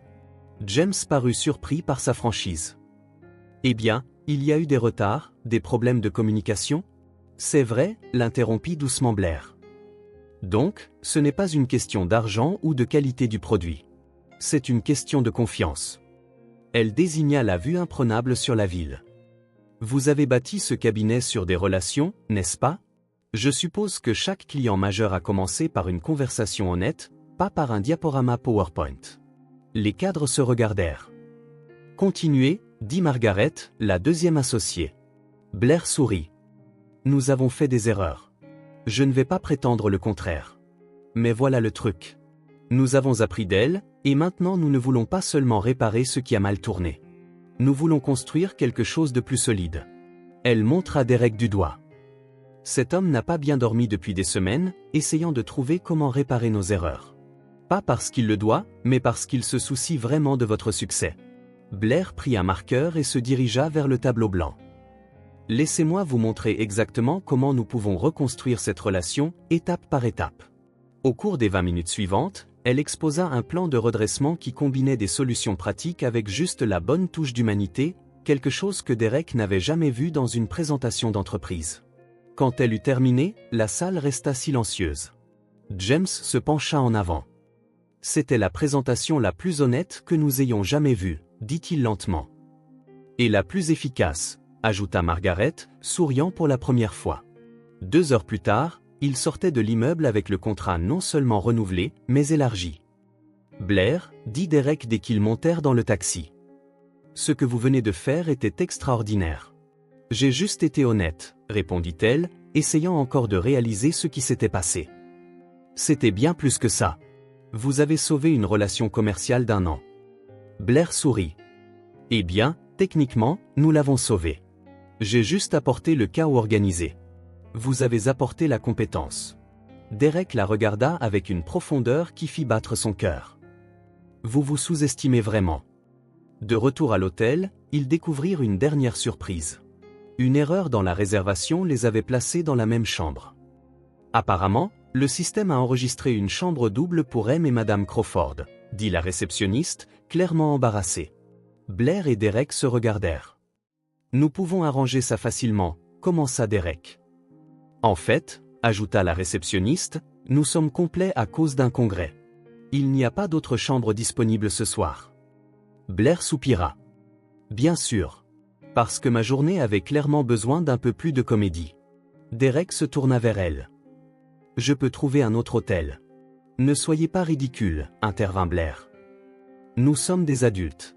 Nous pouvons partager une chambre pour une nuit sans que ça ne devienne un drame hollywoodien. La tension dans la chambre était palpable. 2 lits, mais l'espace semblait plus petit qu'il ne l'était. Je vais prendre une douche, dit Derek en prenant ses affaires. Pendant qu'il était dans la salle de bain, Blair s'assit sur le lit, essayant de digérer la journée. La présentation, les éloges de Derek. Et maintenant ça. Quand Derek sortit, vêtu seulement d'un pantalon de pyjama et d'un t-shirt, Blair sentit son souffle se couper un instant. On commande le service en chambre ? Demanda-t-il, apparemment inconscient de l'effet qu'il produisait. Bien sûr, dit-elle, espérant que sa voix paraissait normale. Pendant le dîner, ils parlèrent de travail, de la ville, un peu de tout et de rien. Les silences n'étaient pas gênants, mais il y avait une étincelle dans l'air qu'aucun d'eux n'abordait. Blair, dit soudain Derek, plus sérieux. Oui, merci. Pour aujourd'hui, pour tout. Ils étaient assis sur le canapé de la chambre, plus proches qu'ils n'auraient probablement dû l'être. Derek tendit la main et lui toucha doucement le visage. Derek, murmura Blair. Il se pencha et, un instant, le temps s'arrêta. Leurs lèvres n'étaient qu'à quelques centimètres l'une de l'autre quand Blair se recula brusquement. On ne peut pas, dit-elle en se levant rapidement. Je travaille pour vous. Ça rendrait tout tellement compliqué. Derek la regarda, la respiration saccadée. Vous avez raison, dit-il finalement. Désolé. Vous n'avez pas à être désolé, dit Blair, bien que sa voix tremblât. C'est juste, compliqué. Mais même en le disant, ils savaient tous les deux que quelque chose entre eux avait changé pour de bon. Quoi que ce fût, cela ne pouvait plus être ignoré. De retour au bureau le vendredi, Blair faisait de son mieux pour prétendre que rien ne s'était passé à New York. Le problème, c'est que chaque fois que Derek passait devant son bureau, elle sentait une rougeur monter à ses joues. Et chaque fois qu'il lui parlait, sa voix avait un timbre rauque, comme s'il avait avalé du sable. « Bonjour, Blair », dit Derek en s'arrêtant à son bureau avec quelques documents. « Bonjour, Monsieur Crawford », répondit-elle, bien trop formellement. Derek haussa un sourcil. « Monsieur Crawford ? Depuis quand utilisons-nous de nouveau les titres formels ?» Blair fit semblant d'être profondément concentré sur l'organisation d'agrafeuses déjà parfaitement alignée. « Eh bien, nous sommes au travail. Il faut être professionnel, non ?» Derek la regarda un instant, un léger sourire se dessinant sur ses lèvres. « C'est vrai. Le professionnalisme. » Il s'éloigna, mais Blair pouvait sentir le changement dans l'air. C'était comme s'il y avait un courant invisible les reliant, et chaque petit mouvement ne faisait qu'amplifier la tension. Tout au long de la matinée, Blair remarqua qu'elle n'était pas la seule à le sentir. Les gens au bureau prêtaient plus d'attention à la façon dont elle et Derek interagissaient, surtout Rebecca, qui observait comme un faucon affamé. À l'heure du déjeuner, Blair était dans l'ascenseur quand Jennifer du marketing entra. « Alors, comment était New York ?» demanda-t-elle avec un sourire curieux. « Productif », répondit Blair, essayant de paraître désinvolte. « Nous avons réussi à renouveler le contrat Hamilton. J'ai entendu dire que vous aviez assuré la présentation. C'était un travail d'équipe. » Murmura Jennifer avec ce ton qui signifie « Je sais qu'il y a plus que ça. » Ça a dû être un travail d'équipe très proche. Blair sentit son alarme interne se déclencher. Comme n'importe quelle présentation professionnelle, dit-elle, un peu trop vite. Le sourire de Jennifer s'élargit. Bien sûr, professionnel. Quand les portes de l'ascenseur s'ouvrirent, Blair faillit sortir en courant, mais elle sentit les yeux de Jennifer sur son dos tout le long du chemin. Le lundi, les rumeurs s'étaient propagées comme un virus sur un vieil ordinateur. Blair entendait des bribes de conversation dans les couloirs. Ils se sont vraiment rapprochés à New York. Elle a grimpé les échelons bien trop vite. Tu penses que c'est vraiment juste pour ses compétences ? Blair essaya d'ignorer, mais c'était comme essayer d'ignorer une alarme incendie. Impossible. Rebecca, bien sûr, saisissait chaque occasion pour attiser les flammes. Eh bien, elle a grimpé vite dans la hiérarchie, dit Rebecca dans la salle de pause, assez fort pour que Blair l'entende depuis le couloir. De pieds nus à son entretien à s'envoler avec le PDG en quelques semaines. Impressionnant. Peut-être qu'elle est juste très bonne dans son travail, dit Emily DRH. Oh, je suis sûre qu'elle est très bonne, répondit Rebecca, son ton plein de sous-entendus. La vraie question, bonne à quoi exactement ? Blair avait envie d'entrer dans cette salle de pause et de dire quelque chose qu'elle regretterait, mais elle savait que garder sa dignité était plus important que d'avoir le dernier mot. Le mardi, lors de la réunion hebdomadaire du département, les choses atteignirent leur paroxysme. Rebecca s'arrangea pour remettre publiquement en question la décision de Derek d'emmener Blair à New York. Derek, n'aurait-il pas été plus logique d'emmener quelqu'un avec plus d'expérience à une réunion aussi importante ? Demanda Rebecca, affichant son faux sourire habituel. La salle devint silencieuse. Blair sentit toutes les têtes se tourner dans sa direction. Derek se pencha en arrière sur sa chaise, son visage reprenant cette expression froide et indéchiffrable que Blair avait vue le tout premier jour. « Rebecca, dit-il, sa voix calme mais tranchante comme du verre. Puis-je vous demander, quelle est exactement votre préoccupation ? » Eh bien, commença Rebecca, son ton dégoulinant de fausse politesse, certaines personnes pourraient s'interroger sur les critères utilisés pour sélectionner les employés pour des voyages d'affaires importants. Blair sentit son visage s'empourprer. C'était comme être jugée pour des crimes qu'elle n'avait pas commis. Derek se leva lentement de sa chaise. « Laissez-moi clarifier quelque chose pour tout le monde dans cette pièce, » dit-il, sa voix fendant l'air. Blair Evans a gagné sa place dans cette entreprise par son talent, son dévouement et sa compétence. Sa présentation à New York a été exceptionnelle et a directement conduit au renouvellement d'un contrat que nous avions pratiquement perdu. Les yeux de Blair s'écarquillèrent. Derek la défendait publiquement. Quiconque remet en question ses qualifications, continua-t-il, fixant Rebecca dans les yeux, devrait d'abord jeter un œil attentif à ses propres résultats. Blair a sauvé une relation commerciale de plusieurs millions de dollars. Combien d'entre vous peuvent en dire autant? La salle tomba dans un silence pesant. Rebecca, visiblement décontenancée, était devenue d'un rouge visible. Mais Derek n'avait pas terminé. Si quelqu'un a des préoccupations concernant mes décisions de gestion, vous êtes les bienvenus pour les aborder directement avec moi. Maintenant, pouvons-nous revenir au sujet qui compte vraiment? La réunion se poursuivit, mais Blair n'entendit presque rien. La défense acharnée de Derek avait été si absolue qu'il n'y avait plus de place pour le doute, du moins pas dans la salle du conseil. Le vrai problème était que sa défense passionnée ne faisait qu'ajouter de l'huile sur le feu des rumeurs qui circulaient déjà. Après la réunion, Blair se précipita aux toilettes, ayant besoin d'un moment pour respirer. Elle se lavait les mains quand la porte s'ouvrit et Derek entra. « Derek, ce sont les toilettes des femmes, » dit-elle, surprise. « Je dois te parler, » répondit-il, ignorant le protocole. « À propos de la réunion? Écoute, j'apprécie que tu aies pris ma défense, mais tu réalises que maintenant tout le monde est convaincu qu'il y a quelque chose entre nous, n'est-ce pas? » Derek s'approcha. « Et s'il y en avait un? » Le cœur de Blair bondit. « Derek. Blair, je ne peux pas m'arrêter de penser à toi, » dit-il, sa voix basse, intense. « À New York, dans cette chambre, je voulais t'embrasser plus que je ne voulais respirer. » Blair déglutit. « On ne peut pas avoir cette conversation ici. Alors où peut-on l'avoir? » « Nulle part, » répondit-elle. Mais même à ses propres oreilles, sa voix manquait de conviction. Derek fit un pas de plus. « Tu le ressens aussi. Je sais que tu le ressens. » Blair plongea son regard dans le sien et y vit quelque chose qui la terrifiait, la vulnérabilité. Derek Crawford, le PDG froid et calculateur, se mettait à nu.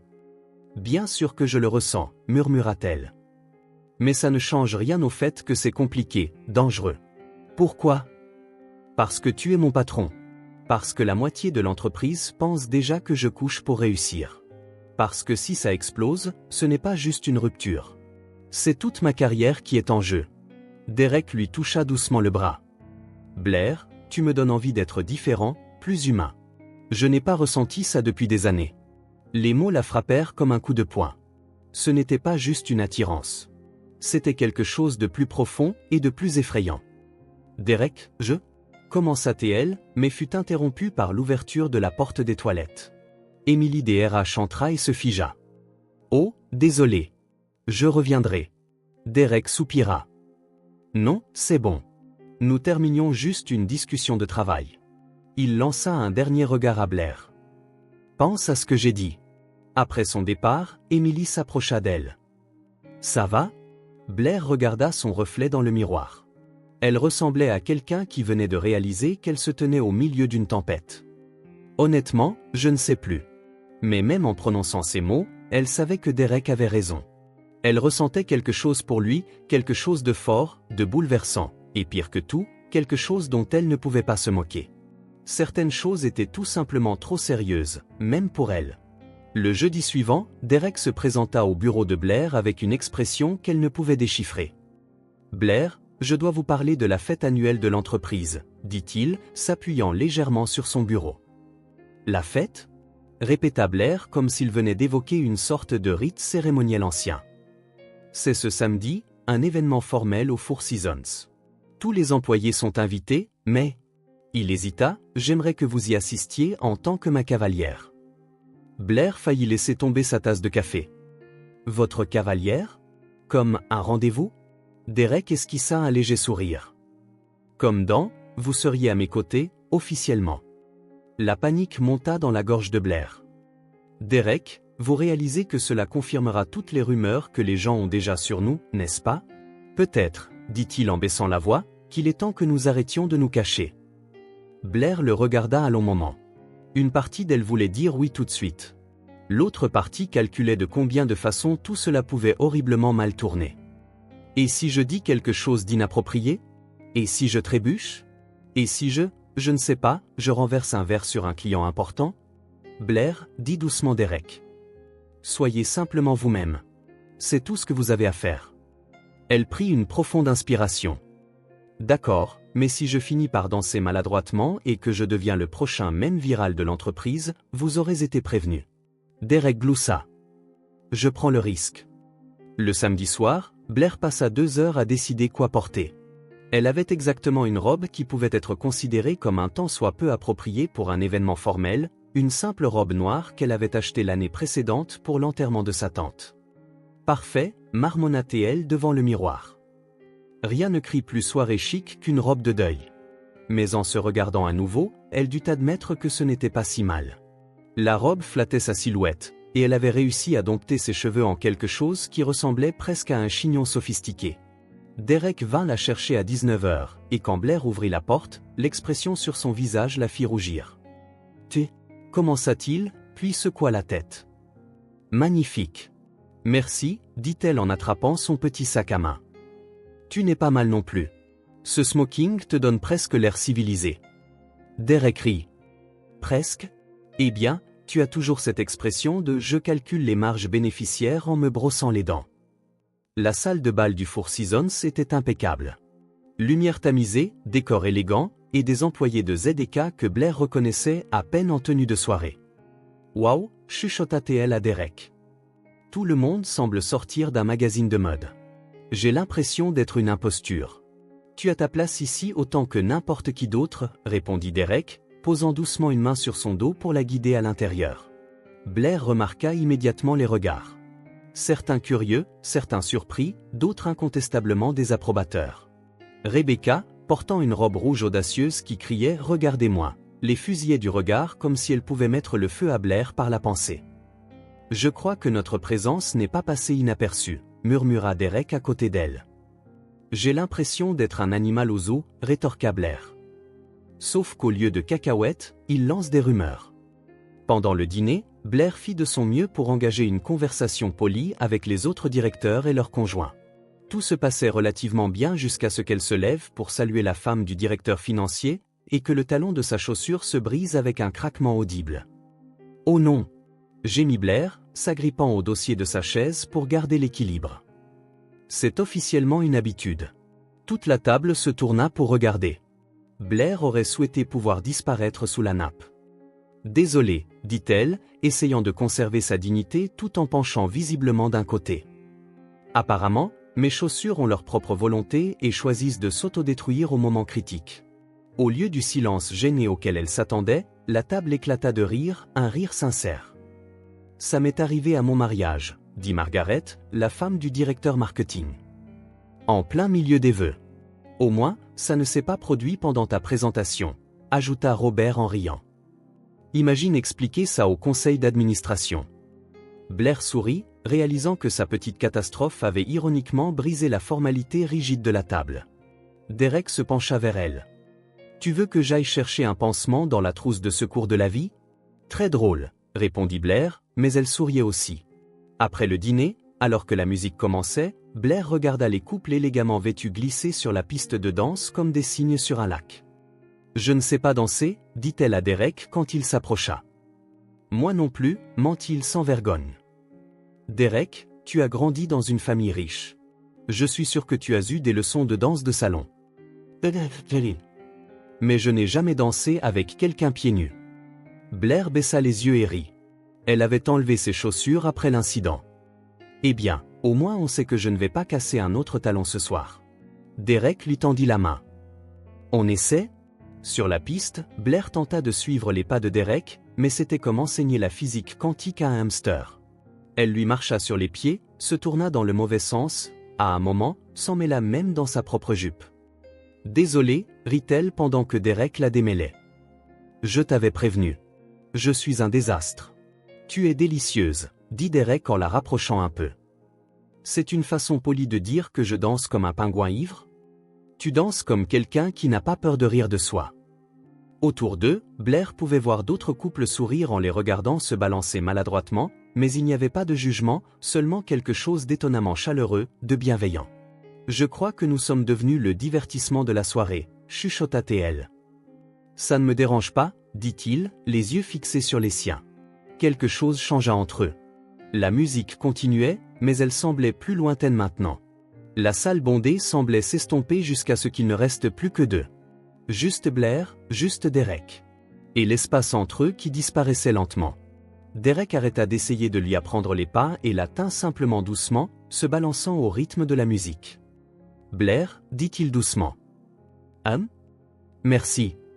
Pourquoi? De me rappeler que la vie peut être amusante. Blair sentit son cœur manquer un battement. Il y avait quelque chose dans la façon dont Derek la regardait, comme si elle était la chose la plus précieuse au monde. À la fin de la soirée, Derek la raccompagna à sa voiture. Le parking était presque vide, éclairé seulement par les lumières douces de l'hôtel. Eh bien, c'était une soirée intéressante, dit Blair, jouant nerveusement avec la lanière de son sac. C'était parfait, répondit Derek. Il se tenait à côté de sa voiture, aucun des deux ne semblant vouloir que la nuit se termine. Blair, dit Derek en s'approchant. Derek, Ne dis rien, murmura-t-il, levant la main pour lui toucher doucement le visage. Juste, ne dis rien pendant un instant. Et puis, finalement, il l'embrassa. Ce n'était pas hésitant ou incertain comme ça l'avait presque été à New York. C'était certain, intense, et ça fit complètement oublier à Blair où il se trouvait. Quand ils se séparèrent, Blair était à bout de souffle. Wow fut tout ce qu'elle réussit à dire. Derek sourit.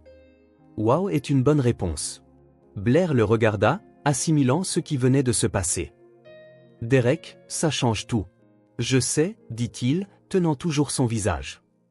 Ça t'importe encore? Blair pensa à toutes les complications, tous les risques, toutes les raisons pour lesquelles c'était une terrible idée. Puis elle se pencha et l'embrassa de nouveau. Apparemment pas, murmura-t-elle contre ses lèvres. Parce que parfois, le cœur parle plus fort que la logique. Et le cœur de Blair criait que Derek Crawford valait toutes les complications. Dans les semaines qui suivirent ce baiser sur le parking, Blair et Derek développèrent une sorte de danse de la discrétion soigneusement chorégraphiée.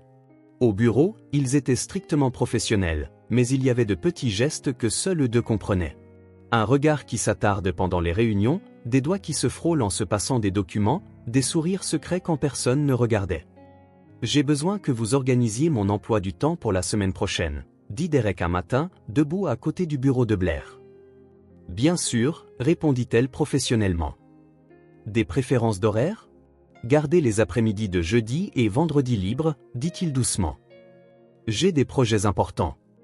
Blair leva les yeux et vit le sourire presque imperceptible sur ses lèvres.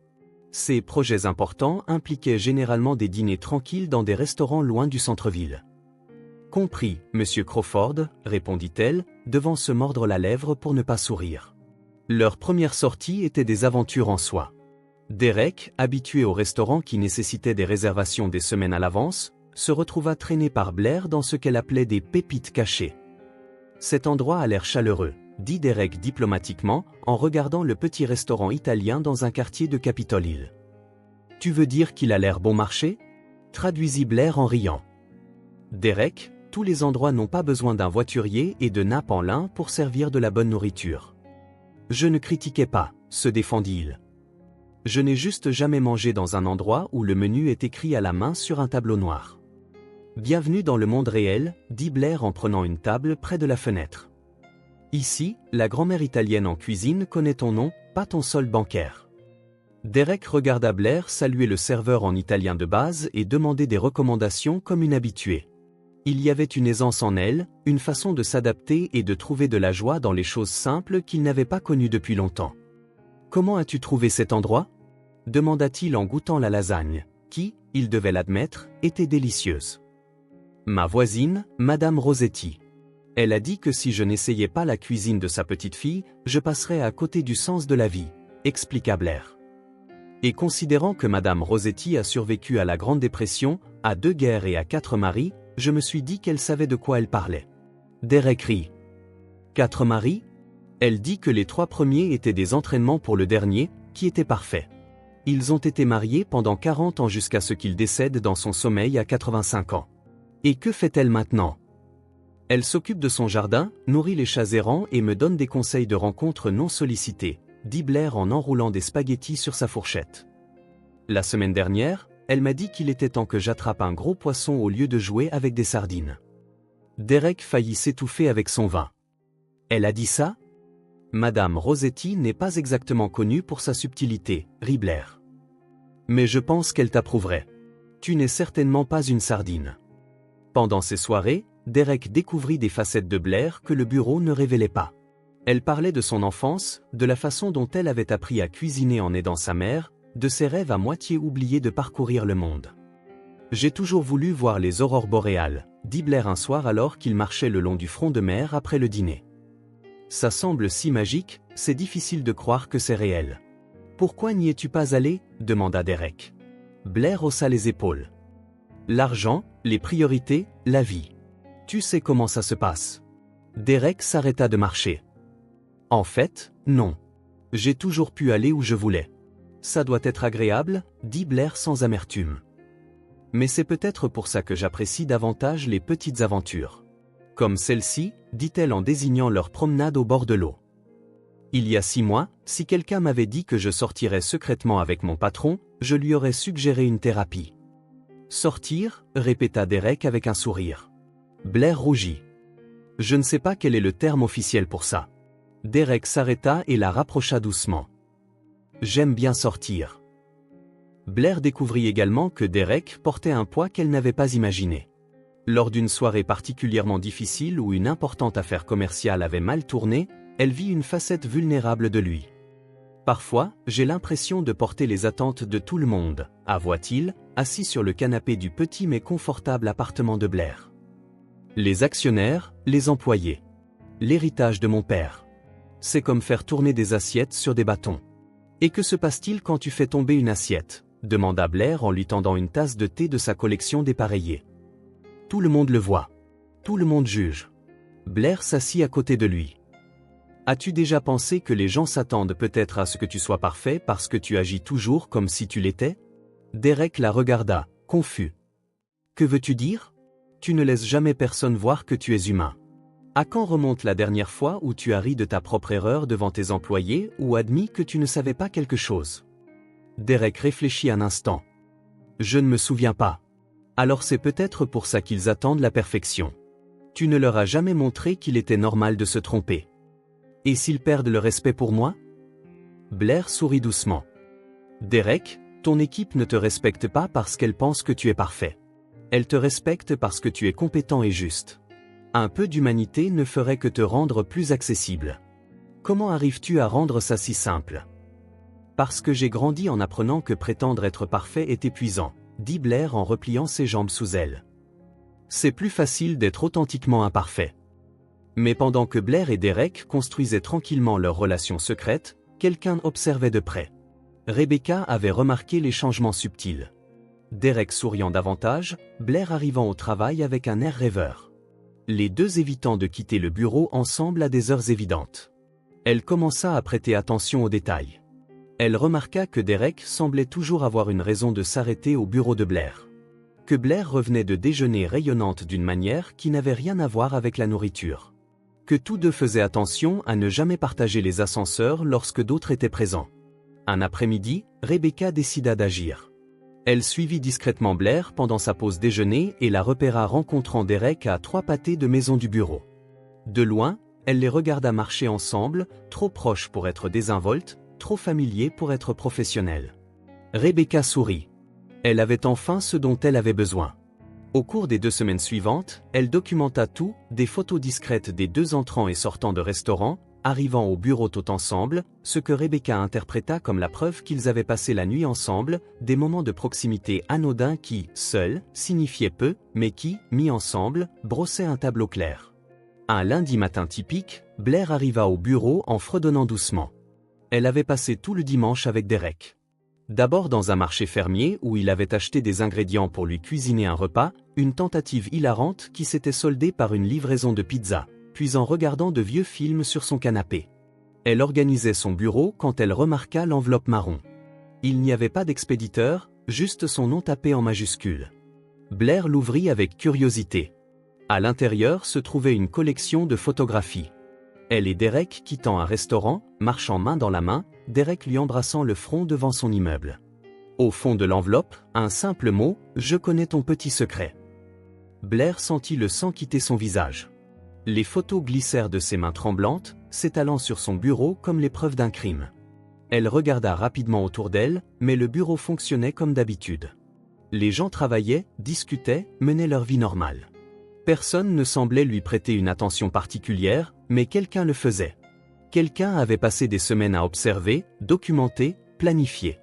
Blair rassembla rapidement les photos et le mot, les fourrant dans son sac avec le cœur battant. Sa vie venait de devenir beaucoup plus compliquée. Blair passa le reste du lundi dans un état de panique contrôlée, essayant d'agir normalement tandis que ses mains tremblaient chaque fois qu'elle touchait un document. Les photos brûlaient un trou dans son sac à main, mais elle ne parvenait pas à décider si elle devait le dire immédiatement à Derek ou essayer de découvrir qui était derrière ce chantage d'abord. La décision fut prise pour elle le mardi matin. Elle arriva au bureau pour trouver de petits groupes de personnes chuchotant, des conversations qui s'arrêtaient brusquement quand elle passait. Les regards n'étaient pas seulement curieux cette fois, ils étaient accusateurs.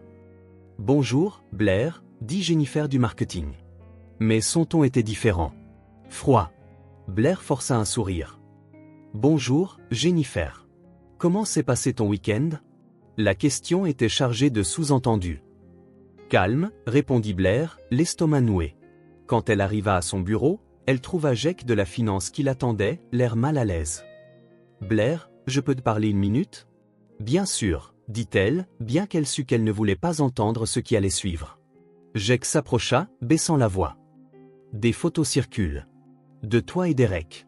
Je pensais que tu devais savoir. » Blair sentit le monde s'effondrer autour d'elle. « Quel genre de photos ? » « Tu sais quel genre, » dit doucement Jake. « Écoute, je me fiche de ta vie personnelle, mais les gens parlent. » Blair s'assit lourdement sur sa chaise. « Ah, à quel point ça s'est répandu ? Pratiquement tout le monde les a vus. Je suis désolé, Blair. » Le reste de la matinée, Blair essaya de travailler, mais il était impossible d'ignorer les chuchotements, les regards de côté, les conversations qui prenaient fin brusquement à son approche. C'était comme si elle portait une tenue avec une énorme tache que tout le monde pouvait voir, sauf elle. Derek n'était pas encore arrivé. Il était en réunion à l'extérieur, et Blair ne savait pas si elle était soulagée ou encore plus anxieuse à cause de ça. À 10h30, Sarah des RH vint à son bureau.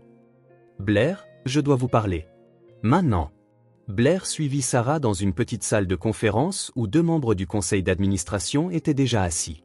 Charles Morrison, le président, et Patricia Wells, la vice-présidente. « Veuillez vous asseoir, » dit Charles, l'expression grave. Blair s'assit, se sentant comme une élève convoquée chez le proviseur. « Blair, » commença Charles, « il a été porté à notre attention que vous êtes impliqué dans une relation inappropriée avec M. Crawford. » Blair déglutit. « Monsieur Morrison, je peux expliquer ? » « Les photographies parlent d'elles-mêmes, » interrompit Patricia. « Ce type de comportement est inacceptable dans notre entreprise. »« Avec tout le respect que je vous dois, » dit Blair, retrouvant sa voix. « Ma vie personnelle cesse d'être personnelle lorsqu'elle implique le PDG de l'entreprise, » intervint Charles. « Cela crée des conflits d'intérêts, des préoccupations de favoritisme, des problèmes juridiques potentiels. » Blair sentit des larmes de frustration lui brûler les yeux. « Je n'ai jamais demandé de traitement de faveur. Je n'ai jamais utilisé ma relation avec Derek pour... » « Monsieur Crawford, » corrigea froidement Patricia. « Monsieur Crawford, » répéta Blair, « pour obtenir un quelconque avantage professionnel. »« Vos intentions n'ont pas d'importance, » dit Charles. « La perception est tout aussi importante que la réalité. » La porte s'ouvrit et Derek entra, son expression changeant instantanément quand il vit la scène. « Que se passe-t-il ici ?» « Derek, » se leva Charles, « nous devons vous parler des photographies. » Blair regarda Derek se tendre. Ses yeux trouvèrent rapidement les siens avant de se tourner vers le conseil. « Quelle photographie ?» Patricia fit glisser l'une des photos sur la table. C'était l'une des plus intimes, Derek embrassant le front de Blair devant son immeuble. Derek regarda la photo, puis Blair, qui était visiblement bouleversé. « Où avez-vous eu ça ? » « Cela importe moins que le fait que ça existe, » dit Charles. « Derek, c'est une violation grave du protocole de l'entreprise. »« Ma vie personnelle ne concerne pas l'entreprise, » répliqua Derek, sa voix dangereusement calme. « Si, quand elle affecte votre capacité à diriger de manière impartiale, » rétorqua Patricia. « Les employés remettent en question chaque décision que vous avez prise concernant Mademoiselle Evans. » Blair se leva brusquement. « Arrêtez, » dit-elle, sa voix plus forte qu'elle ne l'avait prévu. « Arrêtez de parler de moi comme si je n'étais pas dans la pièce. » Tout le monde se tourna vers elle. « Vous voulez la vérité ?» continua Blair, sa voix tremblant de colère. Oui, Derek et moi avons une relation. Et oui, elle a commencé après qu'il m'a embauché. Mais j'ai mérité ma place ici par mes propres mérites. J'ai sauvé le contrat Hamilton grâce à mes compétences, pas à des faveurs personnelles. Blair, tu n'as pas à... Commença Derek. Si, je dois, l'interrompit-elle. Parce qu'apparemment, ma réputation professionnelle vaut moins que des commérages de couloir. Elle se tourna pour faire face au conseil. Vous voulez ma démission? Vous pouvez l'avoir. Mais je n'accepterai pas que mon travail soit remis en question simplement à cause de la personne dont je suis tombée amoureuse. Le silence dans la pièce était assourdissant. Derek se leva lentement. Si quelqu'un doit partir, dit Derek, ce sera moi.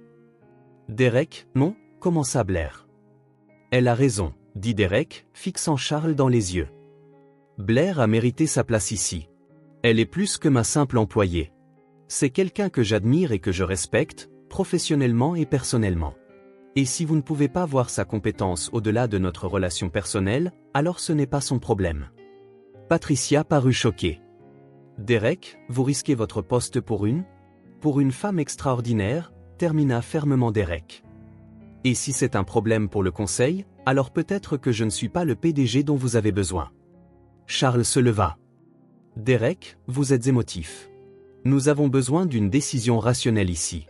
C'est ma décision rationnelle, répondit Derek. Blair reste ou nous partons tous les deux. Après la réunion tendue, Derek et Blair quittèrent la pièce ensemble, mais l'ambiance entre eux était lourde. Tu n'aurais pas dû faire ça, dit Blair une fois qu'ils atteignirent l'ascenseur. Faire quoi? Te défendre? Risquer ta carrière pour moi. Derek appuya sur le bouton de l'ascenseur plus fort que nécessaire. Ma carrière ne signifie rien si je ne peux pas protéger les personnes qui comptent pour moi. Mais Blair secouait déjà la tête. C'est exactement ce dont il parlait. Tu prends des décisions basées sur l'émotion. Et alors, si c'est le cas? Derek se tourna vers elle. Il est peut-être temps d'arrêter de prétendre que la vie personnelle et professionnelle peuvent être complètement séparées. L'ascenseur arriva, mais Blair ne monta pas. Derek, j'ai besoin de temps pour réfléchir. Réfléchir à quoi? À tout ça. À ce que ça signifie. À ce que ça pourrait te coûter. Derek tint la porte de l'ascenseur ouverte. Blair, ne les laisse pas te faire douter de ce que nous avons. Il ne s'agit pas de ce que nous avons, dit-elle, les larmes coulant enfin. Il s'agit du prix que tu vas payer pour ça. Blair s'éloigna de l'ascenseur, laissant Derek la regarder partir avec un désespoir grandissant dans les yeux. Cet après-midi-là, après avoir discrètement découvert que Rebecca était derrière la fuite des photos, Derek la confronta. Le résultat, son licenciement immédiat. Mais le mal était déjà fait. Blair rassembla ses affaires en silence, ignorant les regards curieux de ses collègues. Quand Derek revint de sa réunion au RH concernant Rebecca, il ne trouva qu'un mot sur son bureau. « J'ai besoin de temps pour réfléchir. Ne me cherche pas. » Pendant quelques instants, Derek s'assit lourdement sur sa chaise, regardant la ville.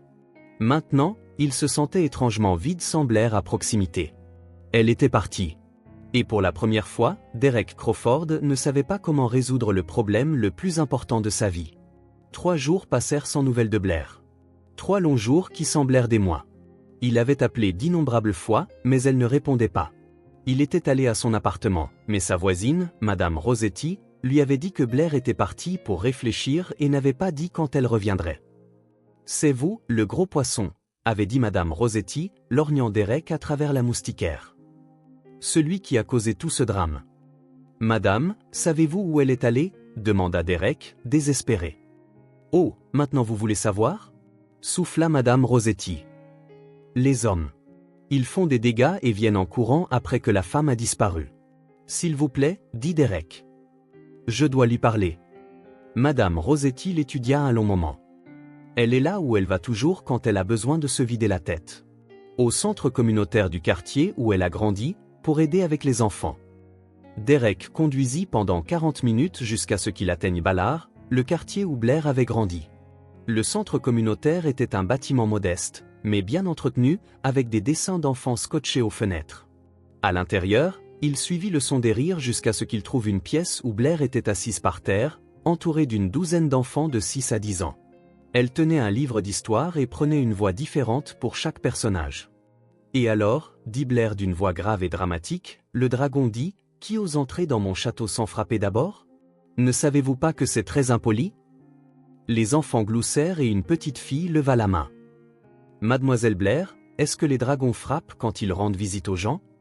Bien sûr qu'ils le font, Sophie, répondit Blair sérieusement. Les dragons polis frappent toujours. Les impolis arrivent en crachant du feu sans prévenir. Derek se tenait silencieusement dans l'embrasure de la porte, observant. Il y avait quelque chose de différent chez Blair ici. Elle semblait plus légère, plus elle-même, comme si elle était à sa place. Quand l'histoire se termina et que les enfants furent envoyés pour le goûter, Blair remarqua enfin Derek qui se tenait là. Son sourire s'effaça. « Qu'est-ce que tu fais ici ?» demanda-t-elle en se levant et en époussetant sa jupe. « Madame Rossetti m'a dit où te trouver. Il va falloir que j'aie une discussion très sérieuse avec cette femme sur la confidentialité, » marmonna Blair. Derek s'approcha. « Blair, nous devons parler. »« Il n'y a rien à dire, » dit Blair en commençant à ranger les livres. « Tu as fait ton choix. J'ai fait le mien. » « Quel choix? Je n'avais pas le choix. Pas quand il s'agit de toi. » Blair arrêta de ranger et le regarda. « Derek, tu as risqué ta carrière, ton entreprise, tout ce pour quoi tu as travaillé. Et je le referai, dit-il sans hésitation. « C'est exactement ça le problème, » s'exclama Blair, frustré. « Tu ne peux pas prendre de décision irrationnelle à cause de moi. »« Pourquoi pas ?» La question l'a pris au dépourvu. « Comment ça, pourquoi pas ?» Derek s'assit sur l'une des petites chaises d'enfant, paraissant absurdement grand.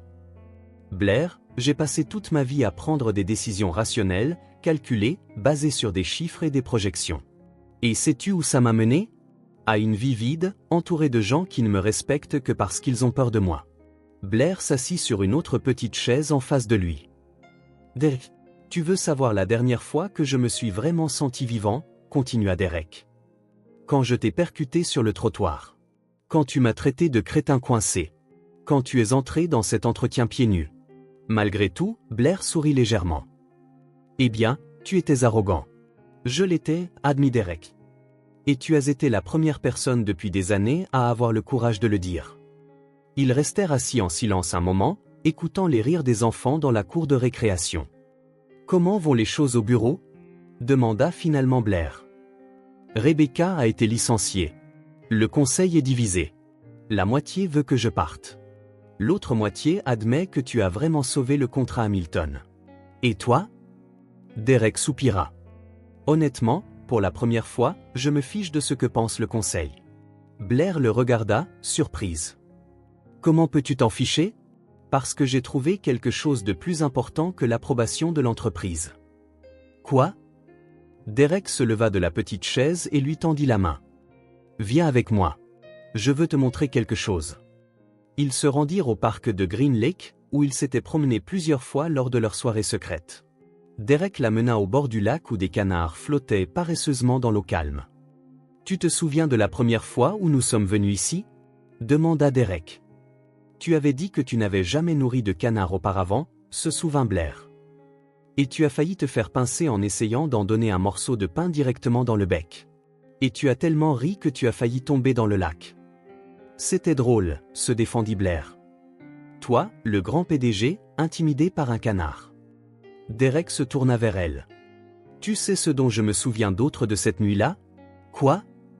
C'était la première fois depuis des années que je riais de moi-même. La première fois que ça ne me dérangeait pas d'avoir l'air ridicule. Blair sentit son cœur s'accélérer. Derek, où veux-tu en venir? Derek prit une profonde inspiration et, à la surprise totale de Blair, s'agenouilla dans l'herbe au bord du lac. J'en viens au moment où j'ai réalisé que je préférais être ridicule avec toi que raisonnable sans toi. Les yeux de Blair s'écarquillèrent alors que Derek sortait une petite boîte de sa poche. Derek, qu'est-ce que tu fais? Quelque chose de complètement irrationnel, dit-il en ouvrant la boîte pour révéler une bague simple mais élégante. Blair Evans, veux-tu m'épouser? Blair était sans voix. Tu as perdu la tête. Nous sommes au milieu d'un scandale d'entreprise. Ton poste est en jeu et tu me demandes de t'épouser? Oui. Ce n'est pas une réponse rationnelle. Non, convint Derek. C'est la première décision complètement émotionnelle que je prends en 20 ans. Et tu sais quoi? Je n'ai jamais été aussi certain de quoi que ce soit dans ma vie. Blair regarda Derek, agenouillé dans l'herbe, tenant une bague avec des canards flottant derrière lui comme des témoins aquatiques. Les gens vont dire que c'est faux. Probablement que c'est arrivé trop vite. Peut-être que tu fais une crise de la quarantaine. Possible, admit Derek avec un sourire. Mais tu sais ce qu'ils ne pourront pas dire? Quoi? Que ce n'est pas de l'amour. Des larmes montèrent aux yeux de Blair. Derek Crawford, tu es officiellement la personne la plus têtue et la plus romantiquement impulsive que j'ai jamais rencontrée. Est-ce un oui? Blair le regarda. Puis la bague. Puis le lac où les canards barbotaient toujours comme si les demandes en mariage étaient un événement quotidien. Oui, dit-elle, riant à travers ses larmes. C'est un oui. Parce qu'apparemment, je suis devenue folle aussi. Derek lui glissa la bague au doigt et se releva, l'attirant dans un baiser qui fit caqueter les canards en signe d'approbation. Tu sais, dit Blair quand ils se séparèrent, Madame Rossetti va être insupportablement fière d'elle quand elle apprendra ça. Nous allons devoir l'entendre dire « Je vous l'avais bien dit » pour le reste de nos vies, rit Derek. Ça en vaut la peine, répondit Blair en admirant la bague. Ça en vaut vraiment la peine. Alors qu'il retournait à la voiture, main dans la main, Blair ne pouvait s'arrêter de sourire. Peut-être que tout ce désordre, tout ce chaos, toute cette douleur en valait la peine s'il les avait menés ici. 6 mois après la demande en mariage au bord du lac, Blair se tenait à l'entrée d'une tente blanche installée sur la plage d'Alki à Seattle, tenant un bouquet de fleurs sauvages et essayant de ne pas rire de sa propre situation. « Prête ?» demanda Emma, sa meilleure amie, qui était venue de Portland pour être sa demoiselle d'honneur.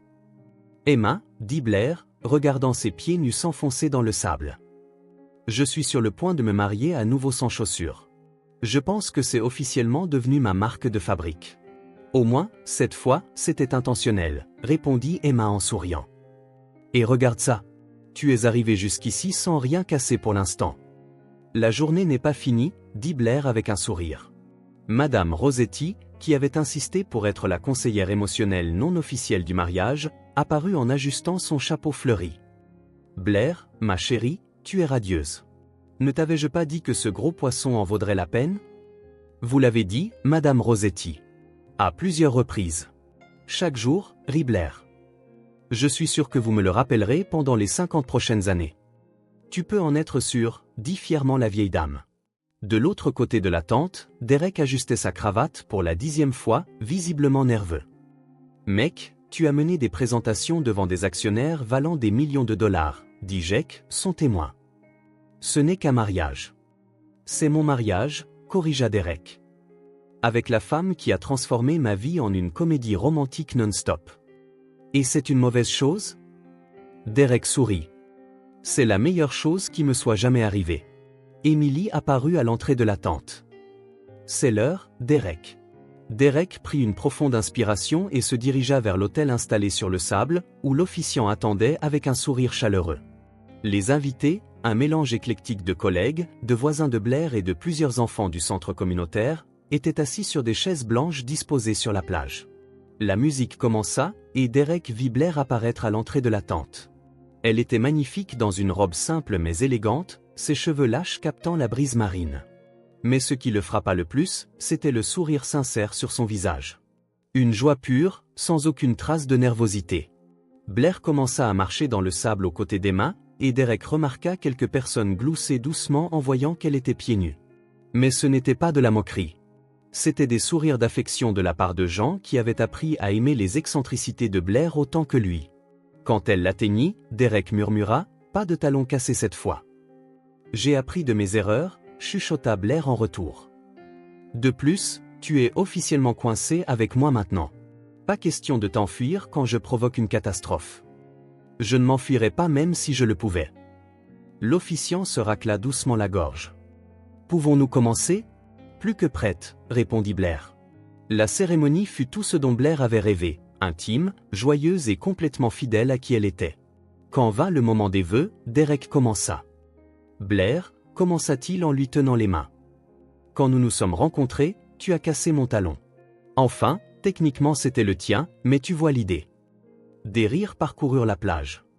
Plus important encore, tu as brisé ma routine, mes attentes, mes murs émotionnels soigneusement construits.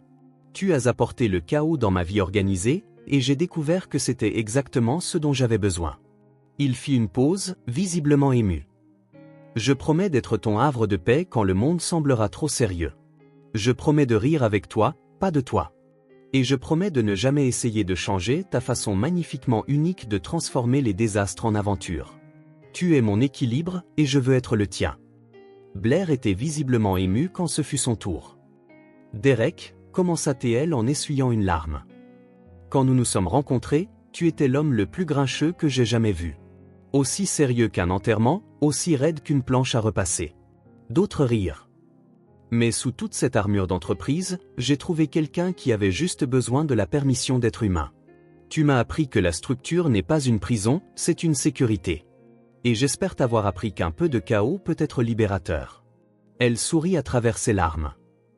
Je promets de ne jamais laisser notre vie devenir ennuyeuse. Je promets qu'il y aura toujours des rires dans notre maison, même et surtout quand les choses iront mal. Et je promets que, peu importe le nombre de talons que je casserai à l'avenir, je rentrerai toujours à la maison pieds nus. Mais heureuse, avec toi. Quand ils échangèrent les alliances et s'embrassèrent, les applaudissements sur la plage furent chaleureux et sincères. Les collègues qui avaient autrefois remis Blair en question l'applaudissaient maintenant sincèrement. À la réception, qui se tenait sur une terrasse surplombant la mer, Blair se déplaçait parmi les invités, se sentant plus légère que l'air. Blair, dit Charles Morrison, le président du conseil, s'approchant avec sa femme. Je tiens à m'excuser pour les malentendus de l'année dernière.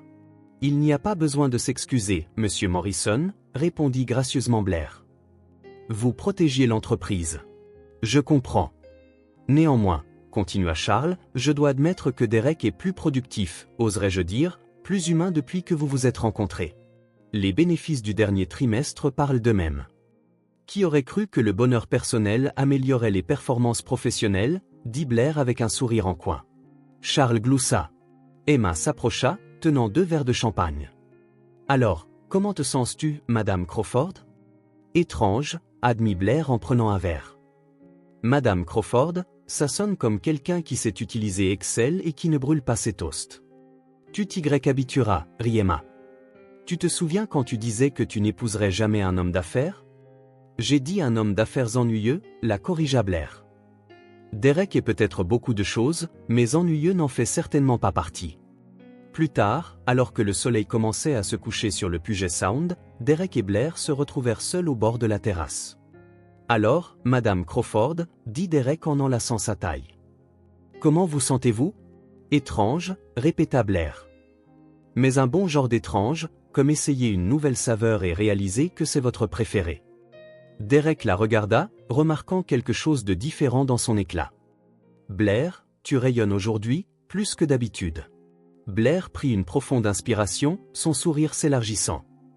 Eh bien, disons simplement que notre lune de miel va être éducative. Éducative?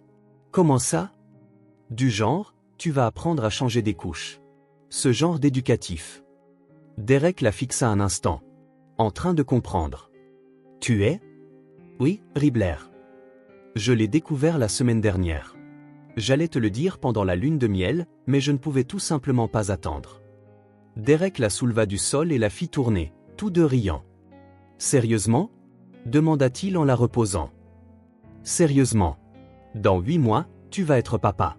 Derek l'embrassa profondément, puis posa son front contre le sien. Alors, le chaos ne fait que commencer, dit-il, faisant écho aux mots que Blair avait prononcés tant de mois auparavant. Tu es sûr d'être prêt pour ça? Demanda Blair. Une petite version de moi courant dans la maison, héritant probablement de mon don pour casser des choses? Derek sourit, regardant dans les yeux de la femme qui avait transformé sa vie soigneusement structurée en une belle aventure. Blair Crawford, dit-il. Apporte tout le chaos que tu veux. J'y suis prêt. Et alors qu'ils dansaient pieds nus sur la terrasse, le son des vagues en arrière-plan et un avenir brillant devant eux, Blair sut qu'elle avait trouvé non seulement l'amour de sa vie, mais le partenaire parfait dans cette danse belle et désordonnée qu'est la vie. Qu'avez-vous pensé de l'histoire de Blair et Derek?